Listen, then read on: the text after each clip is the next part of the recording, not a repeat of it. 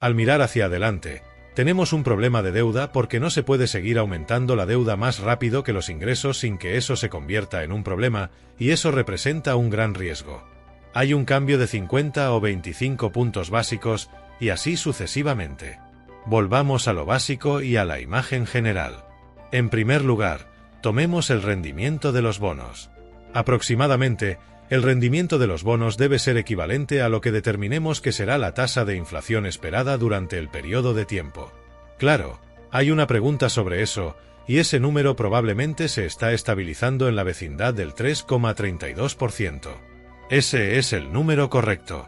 Además, debe haber una tasa de interés real por encima de la tasa de inflación para aquellos que poseen activos de deuda. Ellos deben recibir un retorno superior a la inflación, probablemente en la vecindad del 1,5 a 2%. Esto te llevará a la vecindad del 4,5 a 5% en tasas de interés, y se ve movimiento alrededor de ese nivel.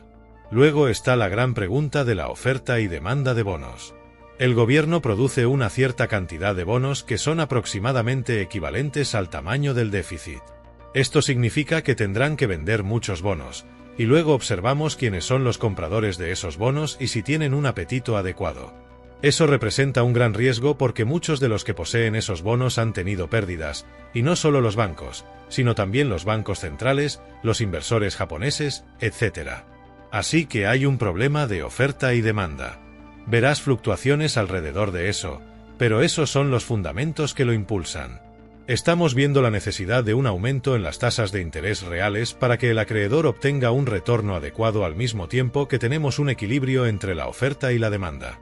Así es como lo veo. Lo que está sucediendo en la economía es que se envió mucho dinero en forma de cheques y similares y se distribuyó a muchas personas, por lo que el sector doméstico salió bien porque el sector gubernamental salió mal. Se endeudaron intencionalmente para que el sector doméstico y el sector empresarial pudieran estar mejor. Luego está el aumento de las tasas de interés. Lo que sucede con eso es que el ahorro de dinero disminuye gradualmente y a medida que los vencimientos de la deuda se adelantan, crean una presión. Así que hay una presión emergente. Sin embargo, debido a que la tasa de desempleo es relativamente baja y los niveles de compensación han sido relativamente altos, el ingreso del sector doméstico ha sido bueno. Así que tienes un sector doméstico y un sector empresarial en la economía en su conjunto, en los cuales, en general, la transferencia financiera de riqueza del gobierno, al endeudarse y darlo al sector privado, permitió que eso sucediera. Esa es una fórmula para una economía que se debilita gradualmente, no un gran colapso, sino una desaceleración de la economía. Creo que eso es lo que estamos viendo, y como resultado de eso es lo que estás viendo en el mercado de bonos con un leve alivio dentro de ese rango. En cuanto a la pregunta de dónde es probable que se encuentren las tasas, creo que la estructura de tasas se mantendrá en su nivel actual, quizás un poco menos, pero hay un rango de incertidumbre en torno a eso debido a la cuestión de la oferta y demanda. Ahora estamos en un periodo en el que la oferta de bonos que se van a vender comenzará a llegar al mercado y ahora tenemos que ver las cuestiones de demanda, y eso estará ahí. Probavelmente diría que se mantendrá relativamente plano. No creo que haya ningún cambio importante en la política de la Fed, aparte de quizás un ligero alivio a medida que la economía se desacelere. Creo que lo que hay que darse cuenta es que la economía probablemente se debilitará. En otras palabras, su tasa de crecimiento se acercará a cero, más o menos un 1%, y eso ejercerá una ligera presión a la baja sobre las tasas de interés, mientras que el problema de la oferta se convierte en una cuestión importante. Estamos hablando a corto plazo, muy distinto del largo plazo. A corto plazo, acabamos de hablar sobre eso. A largo plazo, estamos en un punto en el que estamos pidiendo dinero prestado para pagar el servicio de la deuda, y hay un proceso en el que, cuando sigues teniendo un crecimiento de la deuda más rápido que el crecimiento del ingreso, eso significa que tienes el servicio de la deuda invadiendo tu gasto. Eso es lo mismo para el gobierno que para nosotros. Y a medida que eso sucede y quieres seguir gastando al mismo nivel, necesitas endeudarte cada vez más. Y así es como funciona, se acelera. Estamos en el punto de esa aceleración, lo que crea el problema de oferta y demanda, y está exacerbado por otros problemas de los que estamos hablando. La cuestión política interna, el conflicto social interno. Hay algo que está afectando la demanda extranjera de bonos. Aproximadamente el 40% de nuestra deuda se vende a extranjeros, por lo que hay una preocupación por la política estadounidense en el control de esta crisis de deuda y estas cosas. Volvemos a la misma pregunta básica: ¿qué tan bien, qué tan fuertes vamos a ser? Cuando hablamos de fuertes, me refiero también a económicamente fuertes, y económicamente fuertes significa financieramente fuertes. Eso significa algo básico. Financieramente fuerte significa que ganas más de lo que gastas. ¿Tenemos una buena cuenta de resultados como país? ¿Tenemos un buen balance general, más activos que pasivos? Cuanto peor se ponga eso, más vamos a tener ese problema a largo plazo, y se puede ver en los números. Es solo cuestión de números. Estamos cerca de ese punto de inflexión. Ese fue mi mayor momento al construir mi pequeña empresa. Esto fue en 1980, 1981, 1982. Había calculado que los bancos estadounidenses habían prestado mucho más dinero a los países de América Latina del que esos países iban a devolver, y que tendrían una crisis de deuda y que esto haría caer la economía. Ese era un punto de vista extremadamente controvertido entonces. Empezó a suceder, y sucedió. México incumplió en agosto de 1982. Pensé que iba a seguir un colapso económico porque había una serie de otros países. Se estaba desarrollando como había imaginado, y no podría haber estado más equivocado. Ese fue el punto más bajo en el mercado de valores porque los bancos centrales, la política monetaria, bla, bla, bla, y no podría haber estado más equivocado. Y estaba muy públicamente equivocado y todo eso, y perdí dinero para mí y para mis clientes. Solo tenía una pequeña empresa entonces, eran personas cercanas y tuve que dejarlos ir. Me quedé solo. Estaba tan arruinado que tuve que pedir prestados $4,000 a mi padre para pagar las facturas de mi familia. Muy doloroso.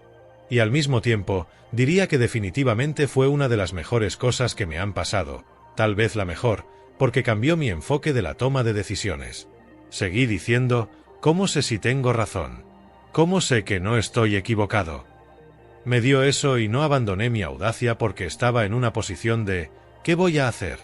¿Voy a volver a ponerme una corbata, ir a Wall Street y hacer esas cosas?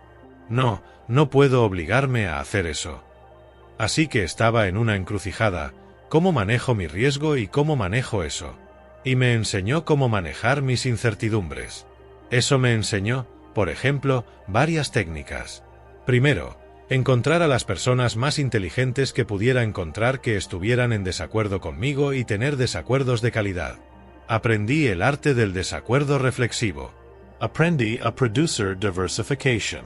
Aprendí a hacer varias cosas que me llevaron a crear una meritocracia de ideas. Contrataba a personas una por una, y quería a las personas más inteligentes que fueran pensadores independientes, que estuvieran en desacuerdo entre sí y conmigo, para que pudiéramos ser pensadores independientes y trabajar en esos sueños audaces porque tienes que ser un pensador independiente para hacer eso y hacerlo de manera independiente del consenso y de los demás. Y luego trabajar a través de eso porque, quién sabe si tendrás la respuesta correcta. Y al hacer eso, esa fue la clave de nuestro éxito y las cosas que quiero transmitir a la gente. Esa es una forma mágica de lograr el éxito. Si puedes crear una meritocracia de ideas, es mucho mejor en términos de lograr el éxito y también de tener relaciones de calidad con las personas. Pero eso es lo que me dio esa experiencia. Lo común solo produce resultados comunes. Lo común solo produce resultados comunes.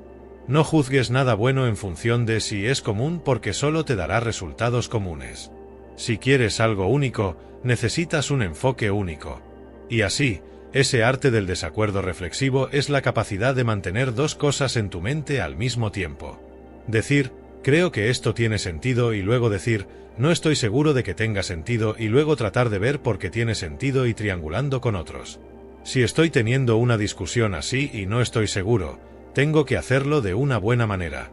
Siempre doy atención, por ejemplo, al empezar, ¿qué sabe la otra persona en relación con lo que yo sé?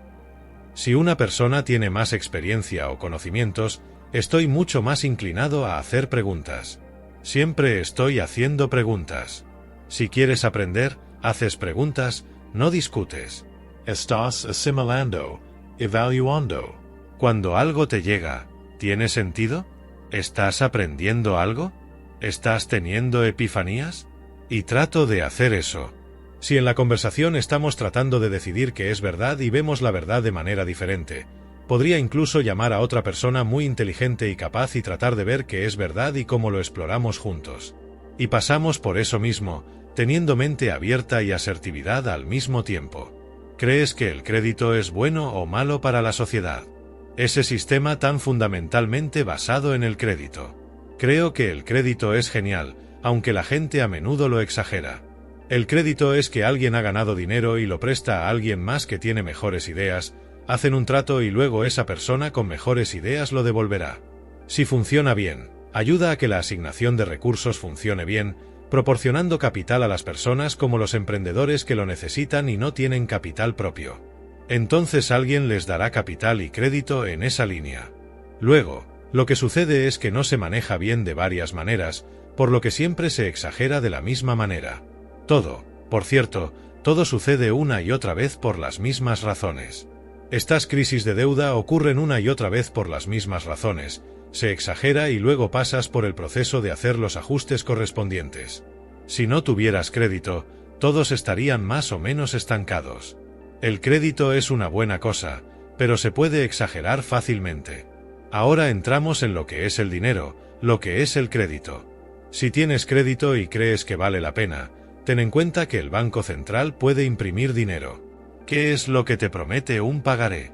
Tienes un IOU, pagaré, y el IOU dice que recibirás una cierta cantidad de dólares, yenes o euros, y eso es lo que es el IOU. Entonces la pregunta es, ¿recibirás ese dinero y qué valdrá? Y además, tienes un gobierno que participa en ese proceso porque ellos deben dinero. ¿Imprimirán dinero para facilitar que todos paguen? Debes prestar atención a esos dos factores. Mi conclusión es clara.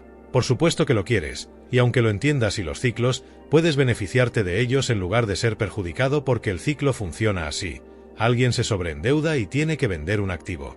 Es entonces cuando los activos se abaratan y tú adquieres el activo. Es un proceso completo. ¿Qué es el dinero? Es la historia y el futuro. ¿Cómo piensas en el dinero? El dinero tiene dos funciones. Es un medio de intercambio y un depósito de valor. Puedes decir que es un medio de intercambio y un depósito de valor.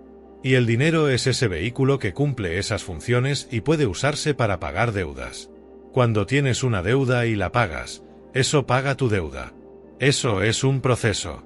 Solo puede ser un medio de intercambio o un depósito de valor cuando todos lo reconocen como valioso, y así ha sido a lo largo de la historia en todo el mundo. He estado en una isla en el Pacífico donde tenían como dinero grandes piedras. Literalmente, estaban llevando una piedra tallada grande en un bote de una isla a otra, y se hundió.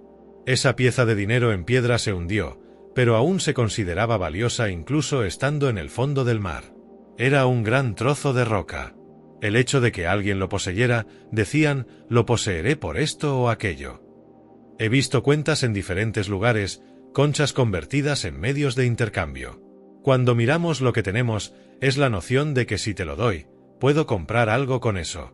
Es una cuestión de percepción. Y luego pasamos por la historia del dinero y las vulnerabilidades del dinero.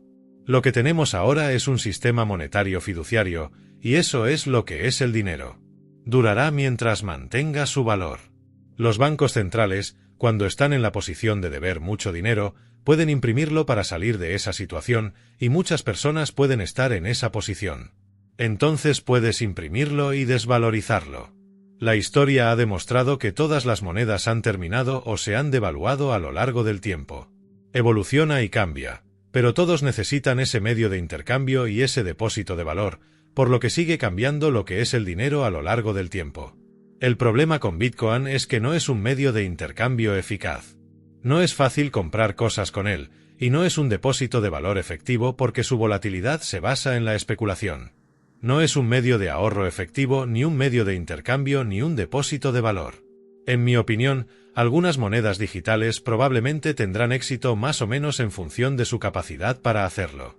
La pregunta es, ¿permitirán los bancos centrales que eso suceda? Realmente creo que es posible tener una forma de dinero mejor que los bancos centrales no controlen, pero aún no ha sucedido, y tiene que pasar por ese proceso evolutivo. Para ello, los gobiernos deben permitir que eso suceda, lo cual es una amenaza para ellos en términos de poder. Eso es un problema, y también se debe construir la confianza en todos los componentes para decir, eso será efectivo porque no tendré problemas al poseerlo. Creo que las monedas digitales tienen cierto potencial, pero hay muchos obstáculos que superar. Será un tiempo muy largo, posiblemente nunca, pero en cualquier caso, un tiempo muy largo antes de que lleguemos a una posición en la que puedan ser efectivas en comparación con el oro, por ejemplo. El oro tiene un historial de miles de años en todos los países, tiene su movilidad y ciertas habilidades. Tiene desventajas en comparación con las monedas digitales, pero los bancos centrales lo mantienen. Si los bancos centrales de otros países se preocupan por si el dólar estadounidense va a ser impreso, recurrirán al oro u otra cosa. Tienen que elegir, y creo que hay un largo camino por recorrer. ¿Crees que es posible que algún día no tengamos un banco central porque una moneda que no puede ser controlada por el banco central sea la moneda principal? Es una posibilidad muy remota o muy lejana en el futuro. Mi área de especialización es la economía y los mercados.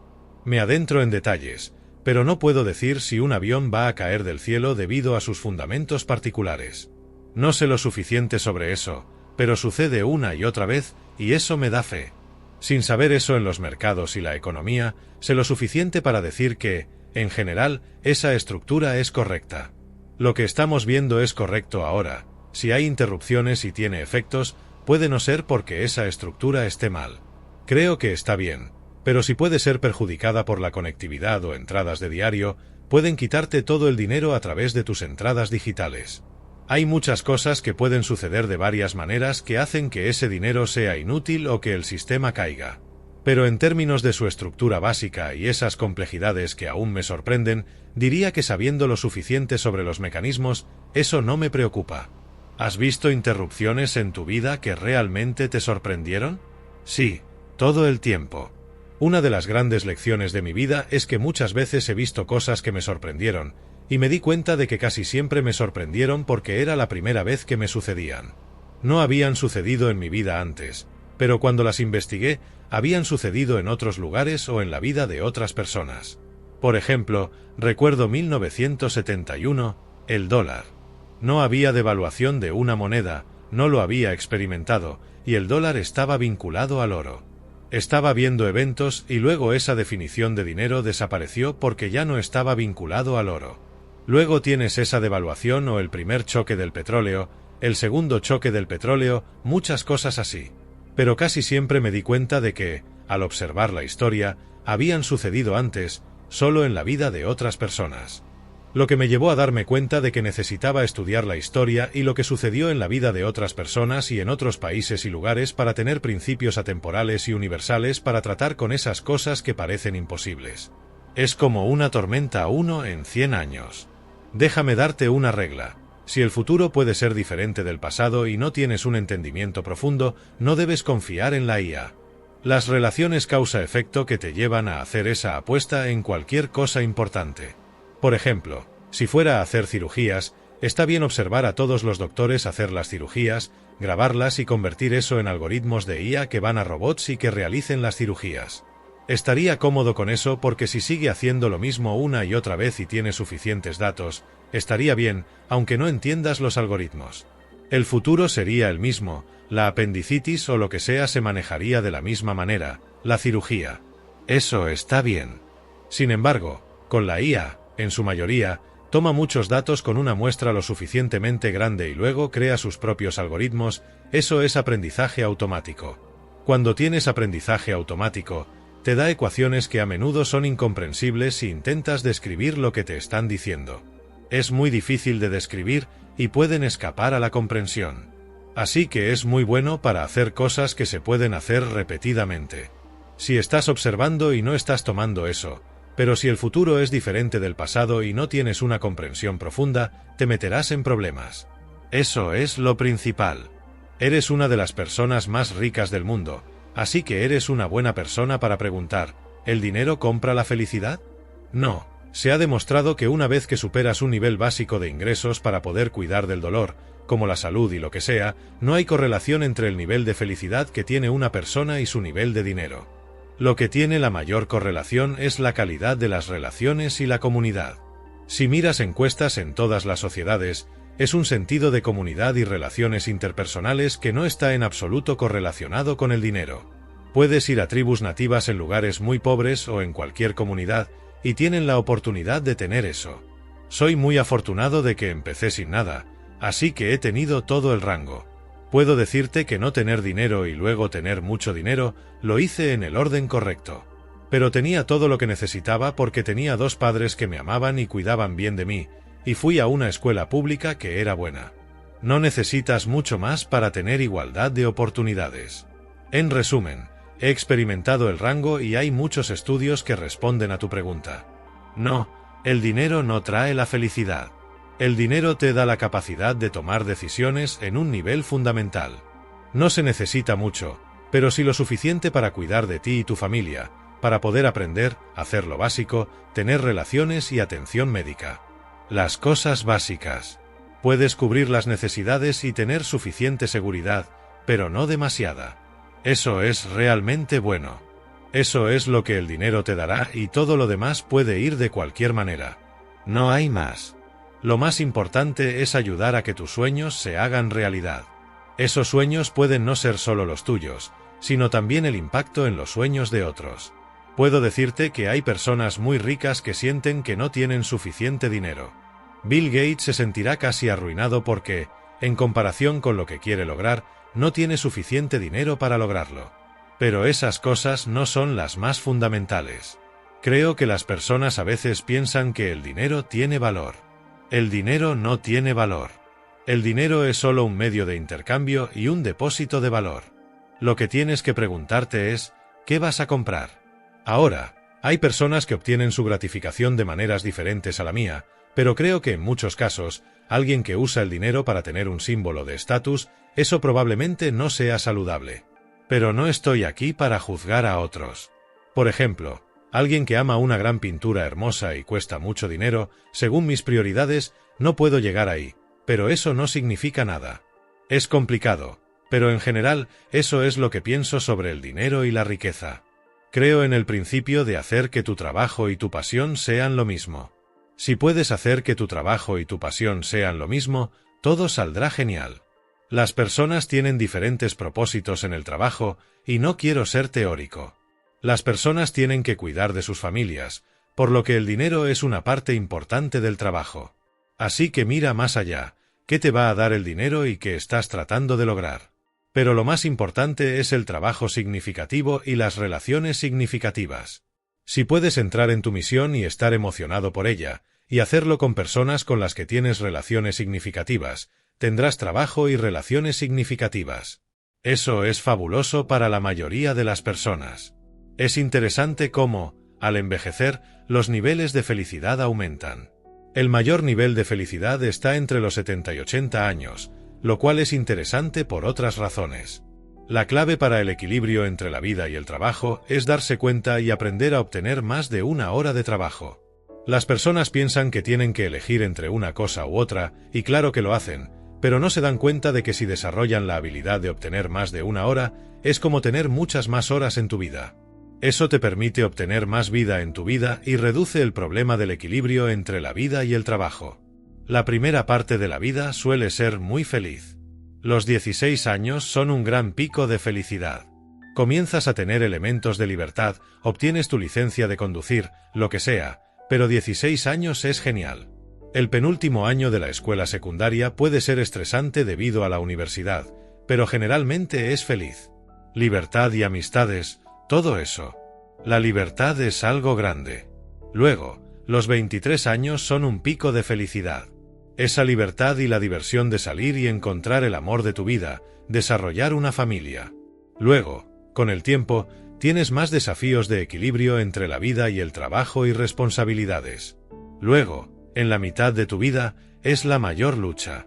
Probablemente falles en ese periodo, entras en el abismo, aprendes de esos errores, cambias, mejoras y asumes más responsabilidades. Luego, en la parte posterior, comienzas a acercarte a la transición antes de entrar en la tercera fase de la vida.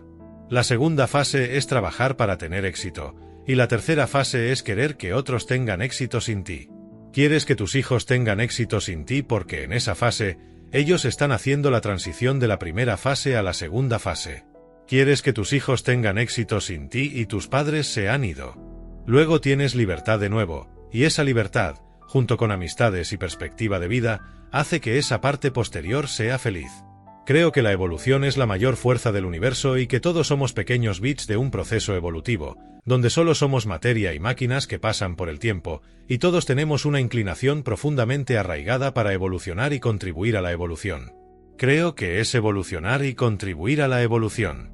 Finalmente, palabras de consejo de Ray Dalio: dolor más reflexión igual a progreso.